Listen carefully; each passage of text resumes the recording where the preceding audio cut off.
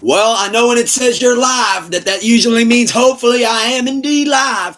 And it is a blessed, wonderful, beautiful, sleepless Thursday night. Imagine that. It is your host. If you don't know this ugly mug already, we go by a couple of things to say the least. One of which being the creme de la creme, the one that they do in fact call him Mr. El Tucretente, the ultimate sensei. Not so fast. We'll save the rest for tomorrow night. But what's going on? Pull up a chair, fam, back. Pull up a chair, episode 104. Try to keep track of all this. My goodness. Been a wild turn of events since the last time I was live for a pull up a chair. Let me tell you. Huh? For one reason, I'm live at 8:42 p.m. on a Thursday night. Imagine that. Haven't been that live in a while. But long story short, I am, as far as day jobs go, I guess I could be referred to as unemployed at the moment, however. So that's something interesting to kind of see how that unfolds, but it gives us a lot more time as well. And I'm looking really forward to that and getting tuned in on bonus episodes and just going live with y'all like we sometimes do in the middle of the night to bump tunes, show you what I've been working on. So if you haven't already, hit that like and subscribe. And if you have already, hit that like and subscribe and staying tuned in. We appreciate it greatly and big time. And thank y'all for the love always. And now I guess this is the part where we just dive right into the madness. Well, with all the time off, I have been able to listen to more music, keep up with content more, obviously, as well. And I've been able to watch a lot, but we'll cross that bridge when we get there. I've been more active on the timelines as well, seeing everything unfold. And first thing that I wanted to address that I know I said it before in a previous episode that I never mentioned this gentleman's name again, but he just won't stop being in the news and getting me all fired up as well. And that gentleman's name, in fact, I'm not even going to fuck that. I'm not calling him no gentleman. I'm going to refer to him as Leprechaun, a.k.a. Tory Lanez. Well, Tory Lanez found himself last week taking a little trip down to Haddonfield, starring in the new Halloween movie because he was getting carved up like a pumpkin. He was getting diced like an onion. Shout out Santino, man. Do not show love or support for anything that got Santino in the box. But I think he did some great work carving up Tory Lanez, man.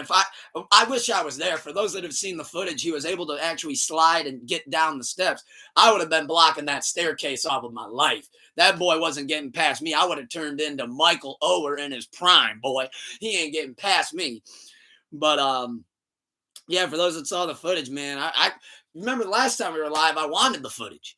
I'm like, come on, we got footage of everything but Wilt Chamberlain's 101-point game. We got to be able to get the footage on this shit. Footage came out. Hard to make it out, but trust me, I put that bitch in 4K with the brightness all the way skyrocketing. I watched that footage that is about, I don't know what, 25, 30 seconds long. Enough to last rolling the blunt, crushing down the weed, rolling the blunt, smoked the whole blunt, still watched it a little bit after the blunt. I honestly, I couldn't see it enough. I wish there was a more clearer view. Yeah, I truthfully, I thought it was hilarious. He's getting diced like an onion, man. He's getting carved up. I thought it was Halloween. I thought that was Michael Myers stabbing his shit for a second. But then, I know that ties into the footage that came out today, which everybody, oh my God, we've been waiting on it like it's Detox in 2012. We can't wait to just see Meg go down. Meg's a liar. No, she's not. And that footage that came out today, guess what that shows? Zilch, nada, several. Literally shows nothing.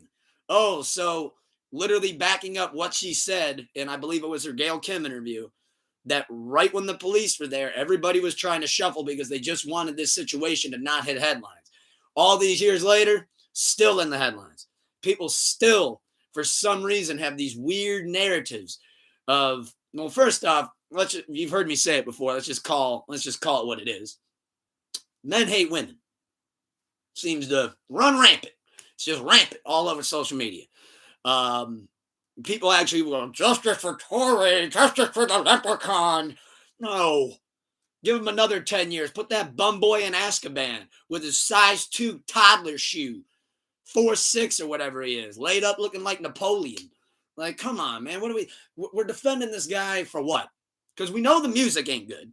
So we know we're not defending him for that because we can put that aside immediately.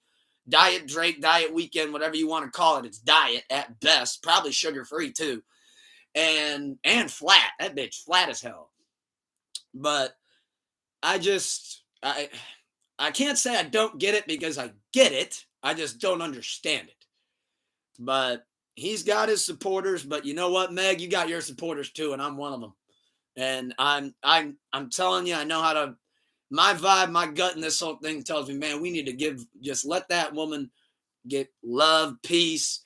Just give her time and just get off of this Tory. Yeah, I'm not even going to say the last name. Leprechaun subject.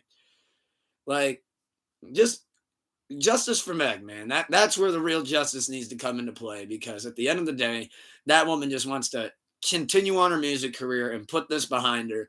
And every single day, there's people that just won't let her do that. And I'll tell you what, I direct all of y'all, and if you disagree with me on this one, BetterHelp.com, baby. BetterHelp.com. They offer great services, works well for all of y'all. Think you could really use it. And the same ones who could also use that is the same people saying I couldn't believe what I was seeing. I really couldn't. But justice for Diddy? Cassie's lying? What are we talking about, people? Come on now. This is getting crazy. This women hate, anti-women agenda is going through we've been through the roof. We're going through the stratosphere now. We're in the clouds with it. Like, it just baffles me, really, to just see that much support for somebody that should be 8 feet deep in the dirt getting his bones chewed up by fucking maggots. And y'all are over here trying to show support for this dude. By the way, congratulations. Shout out to Cassie as well and her husband for their newborn. I know she just welcomed her 3rd child into the world. And on top of all that, she was taking the stand right before giving birth. Come on now, man.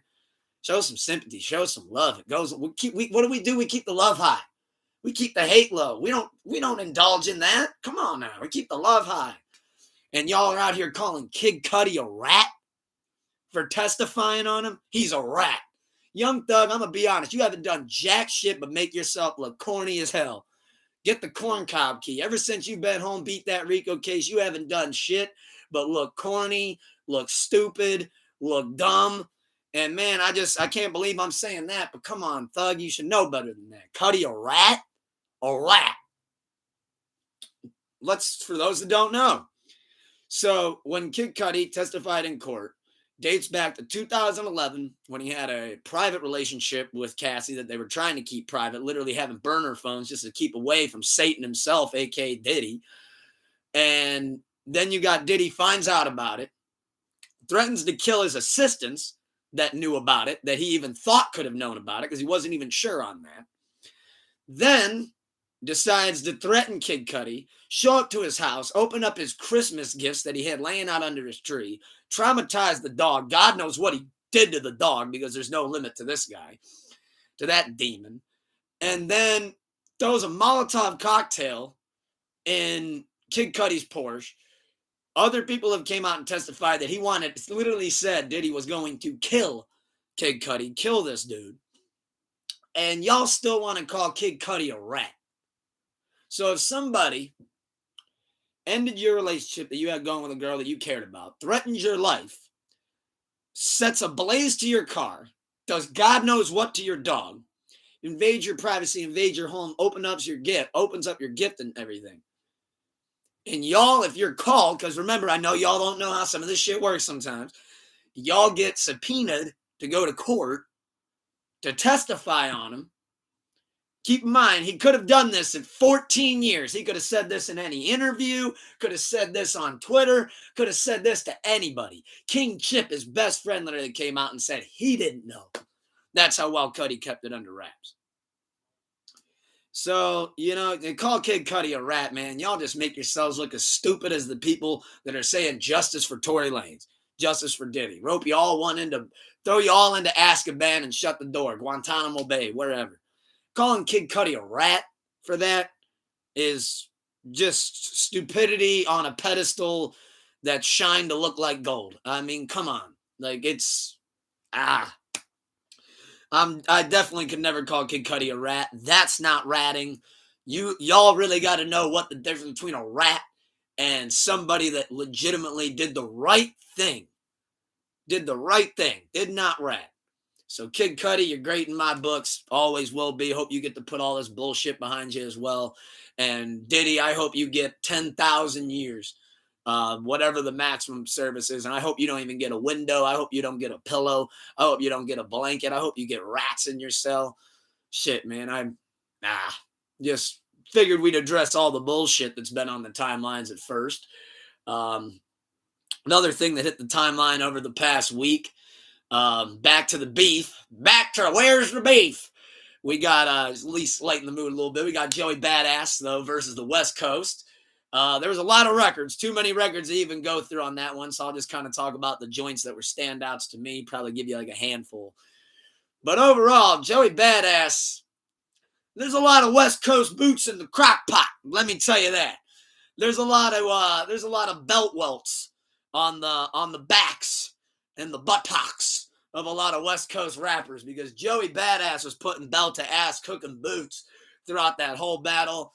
Start with which one I thought was my favorite. I thought once My Town came out with Loaded Lux, I thought that was the end of it right there. You weren't going to get a better upper hand on him after that, especially with the ones that led up to it with the finals and everything. And I really just thought My Town was the flag in the stone that just conquered the land right there. So salute to Joey Badass, putting on for the East, held his own, tried calling out everybody and their brothers. Some people responded. Ray Vaughn, of course, he was dying to get into the ring. He's got a 16 ready for you if you just even look at him. So at this point, but Ray Vaughn, though, I thought he did really good with the golden eye. Could have done without all the Diddy references. Thought that was a little unnecessary, but I get it. You got to pick a quick angle if you're going to drop fast. I get it. But I thought that Ho era, though, I thought it was really good. Thought it was clever. Thought calling him Hoey was funny. Thought Ray Vaughn definitely got to show his pen, put some extra marketing and promo on his great new album as well. For those that haven't checked that out, The Good, the Bad, the Dollar Menu. Nothing but amazing, fantastic things to say about that body of work. Thought it was incredible. I thought Kai Cash had a great track in that diss as well, representing the East. Nixon 6, which good news that didn't age too well. But overall, though, I thought that really helped put him on the map. I really fuck with Kai Cash now. I want to look more into his catalog, keep my eye out for him more. Thought Reason had two great joints. I think it was the Dead Apple and New York Crush. Could be probably wrong on that second title. I'm a little wonky, Willy Wonka on my song titles sometimes. But I thought Reason did great, him getting in the beat the way he did. And then for some reason, everybody pointed their pen at him and went at him. But I thought he did great. I thought Daylight was underwhelming. Daylight had the most underwhelming performances out of the whole battle for me. I know that kind of seems to be the general consensus anyways. But I thought Daylight missed the mark by a mile, maybe even two. I wasn't feeling any of the Daylight joints. AZ Chike, I like AZ Chike, but that diss wasn't really it. And then Joey had one bar for you that kind of cleaned you up, dog, with the ass cheek. So now I got this dude named Ass Cheek. But AZ Chike, I've been rocking with you ever since I first was put on to you around the time of on Blue Lips. And then I loved how you showed out on Peekaboo as well. It's that homie Chuck E. Cheese. No, cheddar cheese. But no, I love AZ Chike and all love to the West too. I thought that their response time, anytime you see a DJ head, stay on stream. I'm not even on stream. I'm just on my digital streaming platform. So maybe that's what he means by it, because I've never seen DJ Head break a record on stream like he Funk Fleck. But all love the DJ Head as well. Like I said, I thought the My Town was that's the W. That was the nail in the coffin. He hammered that bitch in, drilled it in and everything. And there was no kicking out of that. So shout out Joey Badass. But hey, we just love seeing a beef. Nobody got shot. Nobody got punched. People were literally at the end of the beef going, hey, you did well. You did great. Oh, that was a hot bar. Let me get back in there. And that's what it should always be about. And it wasn't like last year either. You didn't have people lying. You didn't have, Golden Eye, no, a little bit. But that was just Ray Vaughn trying to shoot. I get it. Like I said, no harm, no foul there. And, it was cool to see that once the dust had settled, it was like, all right, that was fun. All right, now back to our regular scheduled programming. And I really personally, I thought that was awesome. Really loved that. Just the whole lyrical exercise, man. That's what it is. It's getting on the lyrical treadmill. Homie said this about me. Cool. Let me get on there. Show him this shit. And then you assess at the end who had the better workout. And I thought overall, once again, that was Joey Badass. Kendrick didn't reply to him. Granted, I know he's on tour and people said it's Joey Badass punching up. I'm just saying, he gave him every reason in the world to at least say, come on, man, give me something. And Kendrick didn't do shit. So, you know what? Salute to Joey Badass on that. To dive into the new music, though, that did came out as well, because I know with all the beef going around, everybody was, I know some drops and some releases got overlooked. But just to make sure, though, we don't miss out on anything, see what I've been bumping recently. Well, since the last episode, I've been really liking that new Snoop Dogg album, the Is It a Crime? Been liking that a lot. Think that song on there called Spot with him, Pharrell, and Antonio Armani is a hit. Absolutely love that joint. Put on your Yeehaw straw hat for a minute. I did listen to the new Morgan Wallen album. There was a couple joints on there I liked a lot. I liked The Dealer, 20 Cigarettes, Skull Chevy, and Browning. Thought those were some nice records for when you're in your Yeehaw mood. Johnny Dang with Young Blue. Dig that record a lot. Exhibit put out his Kingmaker album, which I thought went really under people's radars. There were some joints on that. Cleveland's own Lorraine Chia and Ice Cube featuring on For the Love. I love that joint. You got Crash featuring Royce da 5'9" and I'm going to botch it, but K-A-A-N. We got Belly of the Beast featuring Jason Martin. Been really loving Jason Martin. And then you got Leave Me Alone featuring Dr. Dre and Ty Dolla $ign. Thought that was a phenomenal record. Dime a Dozen from the Pro Era dropped a new joint called Solely Yours. I added Big 47 off that. Great record. By the way, I will be posting the best of May, securing bags and bumping gems with your good friend, the Ultimate Sensei. So I'll make sure to get that posted up as well on Apple Music and Spotify. We had the Lavure come out featuring Stove God Cooks, Static Selected, Joey Badass, Westside Gun, Rome Streets. That came out in April, but I have been bumping that a lot. The new Emotional Orange's debut album, Orange, aka Orange in Japanese. We got That Girl, which, by the way, incredible project. Highly recommend checking out Emotional Oranges. Love everything they got going on over there at Avant Garden. But my favorite joints on there would probably be Flagrant AF. I loved Hot Outside with Encia, but obviously that was the single. I really loved Main Squeeze and That Girl as well. Like That Girl could easily be a hit. And yeah, highly recommend checking out that, man. If you like some good kind of R&B popish tunes, they're absolutely incredible. Very versatile as well. My guy, Joey Perp and Thelonious Martin linked up for a fresh single off of Joey Perp and Thelonious Martin's next upcoming project, Champagne Seats, with a track called Make the Lakers. Do recommend checking that out. Call Me Crazy, but at least you're calling. But I actually like that new MGK single a lot. Cliche, which was I think it kind of went over people's heads, but Cliche was him showing that I can make a cliche song with a cliche melody with cliche lyrics. And based on how everything's going recently, it'll become a hit. And it became a hit. So shout out MGK for kind of dunking his nuts and showing that. We got new John Bellion single featuring Luke Combs, which I thought was incredible, called Why. Highly recommend checking that out. Then you got Starlito and Don Tripp put out a record that somebody got me hip to on Sleepless Radio last week with Royal Rumble.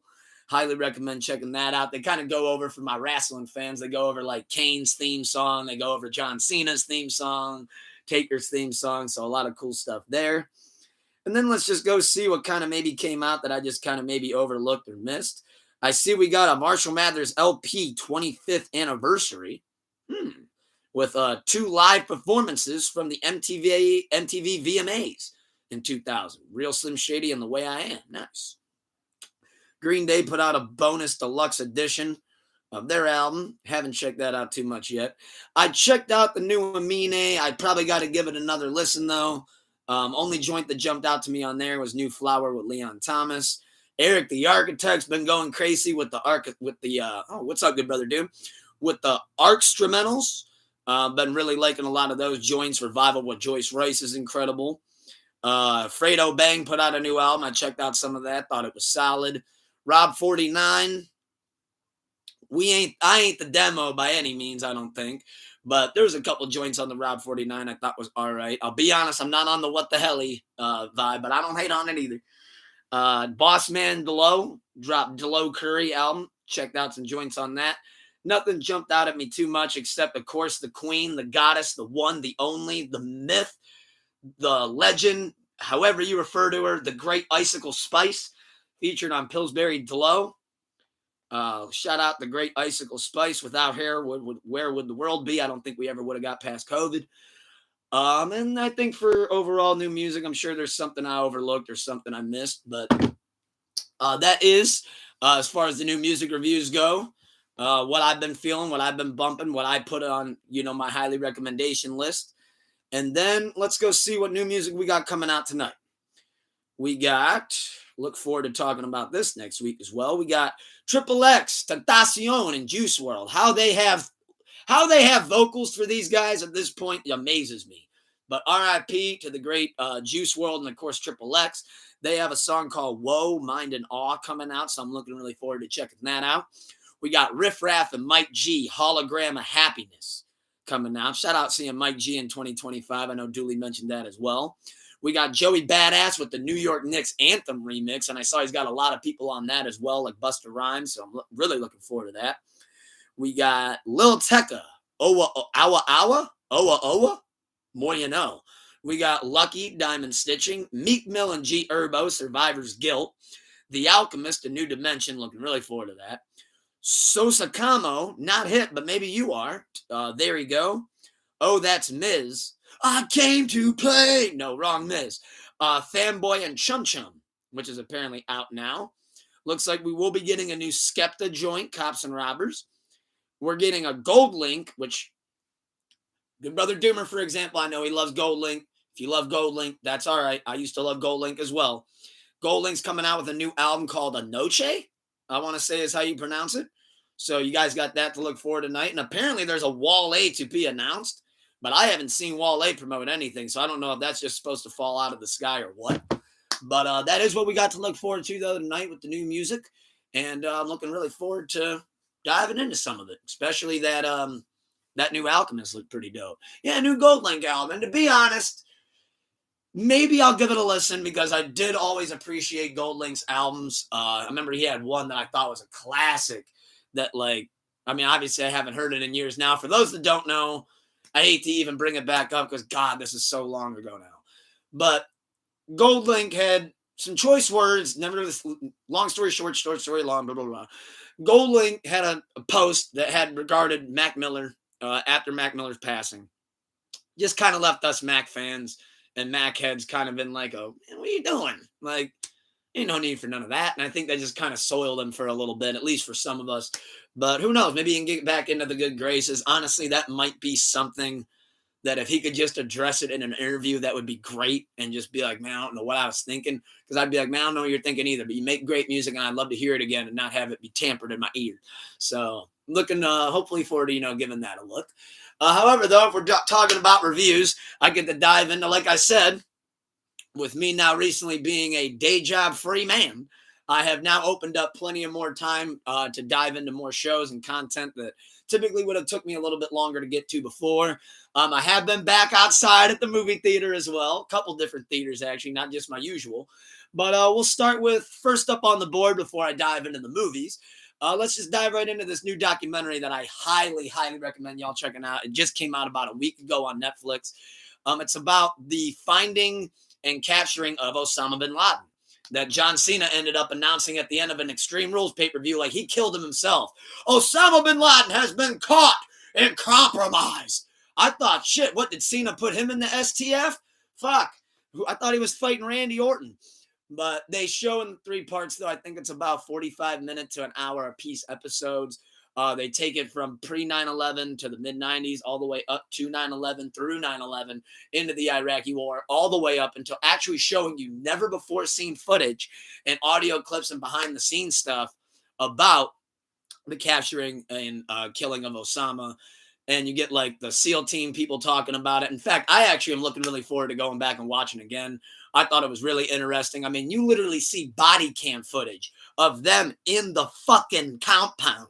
Like, you see him die. like as if you're in the room with him. And the way that dude, not to give a spoiler, I'm sure maybe some of y'all have heard him talk about it in an interview, but the guy that got him was like, man, everything's moving so fast. He's like, I literally didn't even know if anybody got him. Like we weren't even sure. He goes, and literally he goes, I looked down and he goes, nope, that's him. That's him, all right. And he goes, tunk, tunk. He goes, all right, we got him. Boom. Then they had to show them getting out. And just like I said, I don't want to ruin it. I can talk about it all night. But like, you know, they're on their way over there and they're running all these different simulators and simulations. And they were in Afghanistan because they wanted to be ready for whenever they got the call that, hey, this is the night we're going. You're ready.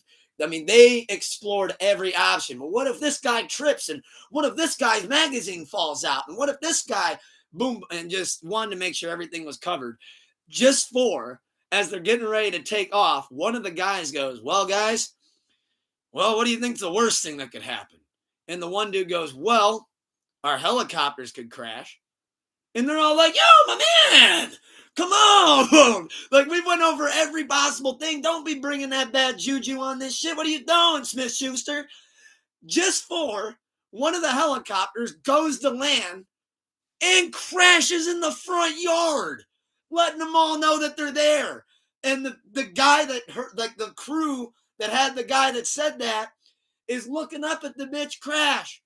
And he goes, which one was that? And he goes, that was the one picking us up. Oh! And oh my God, the look on their faces when they're like, wait a minute, that's the escape? Well, that bitch just blew. What are you doing? No shit. But no, I highly recommend checking that out, man. Super interesting documentary. If you're a 9/11 nerd like me, please go watch that documentary so we can talk about it. Then that leads us into the movies, which, man, boom, boom, boom, I'm on a roll already. So first movie, before I talk about the two that I saw at the theaters, I'll talk about the one that I was really looking forward to that I ended up actually just straight up buying on Fandango without watching it. And it's actually involved in the Iraqi war as well. And it's based on a true story of a mission that went horribly wrong. That movie that I'm referring to, for those that don't know, it's called Warfare. Warfare, presented and produced by A24, which, if you ask me, they're all hits, no skips, no misses. And they've been just knocking every movie, everything that they've been producing, just one homer after another, after another. Sayonara, see you later, as Harry Carey would say. And overall, great movie, moves quick. Not one of those war movies where it's like, all right, I've seen Chris Kyle's butthole now. Like, I think I can watch him shoot a bullet. But R.I.P. Chris Kyle. I didn't mean for the American Sniper to catch a stray. No pun intended. Oh, I did it again. Britney Spears. Whoops. I'm sorry, Chris Kyle. You weren't meant to catch that bullet. But overall, though, love Warfare. Highly recommend if you like a good, fast-paced war movie, especially based on a true story. Absolutely phenomenal. Absolutely incredible. I wish I knew what the main star's name was because he's got such an incredible filmography. But he starred in We're the Millers. He starred in Detroit. Had a crazy good role in that. One of the best heels in that movie, Detroit, that I think I've ever seen. Even I wanted to punch the TV screen. That dude was such a dick. But he does great in this, though, as the captain of the squad. And like I said, highly recommend checking that out as well. But these next two movies I also put right up there with the capital HIGHs of highly recommendations from your ultimate sensei. Starting with first movie that I was back outside for at the theater. I got to see the new Final Destination Bloodlines. And let me just start this one off like this. Hands down, if y'all love horror movies and y'all love the Final Destination series, which only one I got left to watch is the first one, because I wanted to not only get caught up, but then watch them afterwards as well, kind of just see where I rank them. So if I'm ranking the Final Destination movies from best to worst, I'm going to kick it off right here and say Final Destination Bloodlines. That movie was absolutely incredible. The most deaths that I've seen in any Final Destination movie, to the point where it felt like they were just setting up one death after another, after another, after another. And there was a lot of never before seen in Final Destination, and just a lot of never before seen deaths that I never could have even thought about fathoming or thinking of in any type of shape or form. I think that they knocked it out of the park. Definitely a couple scene stealers when you guys, no spoilers, but when you got the guy with the peanut allergy and he's trying to get himself killed so he can break the chain and come back to life. Then the other dude's over here getting sucked up into the MRI machine, looking at his brother choke out on this peanut allergy as they're trying to figure it out. Absolutely incredible. It had the best story of any Final Destination. Like, it really had the best story, had the best intro when the movie fired up, and man, it never let off the gas. That movie goes over 100 miles an hour. I got Final Destination Bloodlines, best Final Destination of all time. Clip it. And then, well, not yet. And then for number 2, I would say I'd go Final Destination 2, second greatest one of all time. That's the log truck. Third greatest Final Destination of all time. It's a hot take. Bear with me. I really love the 5th one with them on the bridge. I really love the 5th one. 4, I go Final Destination 3. That's Roller Coaster. That's just a classic. But I think why I have that one ranked 4th is just because of how many times I've seen it. But can never go wrong with that one as well. Can't go wrong with any of these. 5th, I'm going to go Final Destination 1 for my 5th favorite. Again, I think that one could just be, I've watched it a ton, watched it a shitload growing up. And that leaves, obviously, for the last one, I would say would be 4. But they're all fun movies to watch. Highly recommend all of them. But yeah, Final Destination Bloodlines, that was a grand slam. See you later, sayonara. That was a smash hit. And I'm looking really forward to buying that sucker when it comes out, too. Can't wait to add that to the library. And last but certainly never least, I popped out back outside at the drive-in. I ain't gonna lie, though. When we went to the drive-in, it was like 60 degrees. I was outside bundled up. I was freezing. My goodness. But we saw Lilo and Stitch, which I know has taken the world by storm. Shattered box office domestic records. I forget what the number even was, but it shattered all the records. Lilo and Stitch has been cleaning up at the box office, along with Mission Impossible Final Reckoning, which I'm looking really forward to seeing that as well. But Lilo and Stitch could be another hot take Tuker moment. I thought the live action was much, much better than the animated, but you're also talking to somebody that has only seen the animated a couple of times. And to be honest, it's been so long since I've seen it, I couldn't tell you really much about it to even really fairly compare the two. But absolutely, though, I thought Lilo and Stitch was a banger. Highly recommend checking that out.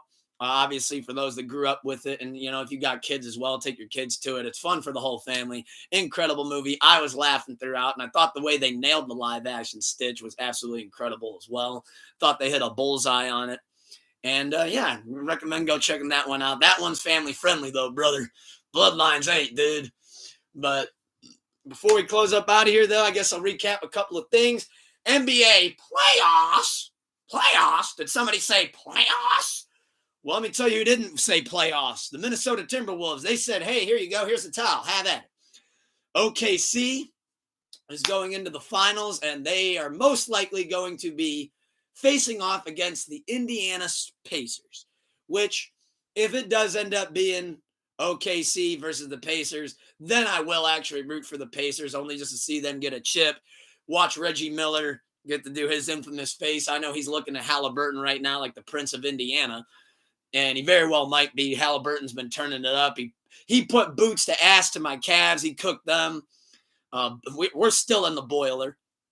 Right next to the Lobsters, we got cooked so bad. But then I was pulling for the Knicks, and the Knicks ain't out of it yet, but the Knicks are going to need a couple of miracles. In order, going to need a couple of miracles to pull off this Mission Impossible. They're going to need to call on Tom Cruise. That's the real Mission Impossible, is them coming back against the Pacers. But overall, I'd say it's going to probably be OKC versus Indiana. If you're a betting man, don't go off of my picks because God knows I'll just lose your money. I would say I think OKC wins in 6, but I'd want Indiana to win in 7. Have a little interesting NBA Finals down to the wire series. But Indiana, like I said, I'm a Reggie Miller guy. I always grew up loving Reggie Miller. And after watching the Malice in the Palace doc and just hearing Reggie talk, that team would have won the finals that year if that butterfly effect and ripple effect didn't happen. So I will be pulling for the Pacers, but in the meantime, though, I'm pulling for that Knicks comeback. So now as we get up out of here, hard pass on any of the live action Disney remakes. They all just make me want to watch the originals. See, I go back and forth on them. Like, I thought the casting of the Lion King live action was great. I just didn't, for some reason, I couldn't get into it. I don't know how to explain that. It was the same movie, it just live action, and I just couldn't seem to get into it. I thought the Tarzan live action was incredible. That I thought was like, all right, I see why y'all did this one. This was dope. The Jungle Book one, I'm going to be honest, I don't know if the guy who directed Jungle Book live action had ever actually seen Jungle Book before. Because he made King Louie look like King Kong when King Louie was just a regular old orangutan in the original. So that one just really kind of blew my mind. He said Kid Cudi is not a rat. I agree. He never claimed to be a gang member or a criminal. What's going on, Mr. Observations, observing stuff? Appreciate the love. Yeah, I know I touched on it at the top of the episode. I'll touch on it again to close out though as we're watching live. Kid Cudi's definitely not a rat for any of that.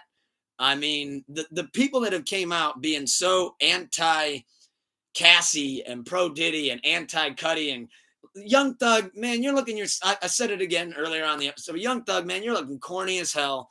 Looking like, get the skewers out, put them right at the end of the corn cob. Because it's like, come on, man, Kid Cudi ain't no rat. Not for that. And like, you make a great point too. It wasn't like Kid Cudi walked up in the courtroom with Larry Hoover, like it's all these years later. I think he just wants to see justice for Cassie and to help her out in any way he can. And well, Young Thug came out and tweeted, he deleted it very quickly, but he did actually post a tweet that said, damn, Kid Cudi's a rat. So people are like, come on, Thug, ever since you got home from that Rico case, you've just been making yourself look corny with shit like that. Don't do that. Call Gunna a rat. You want to call Gunna a rat in every different language, you can go for it. But to call Kid Cudi a rat, it's like, come on, man, what are we doing? And then said at the top of the episode as well, I know there's always all this different stuff unfolding, but I hope Tory Lanez stays in jail.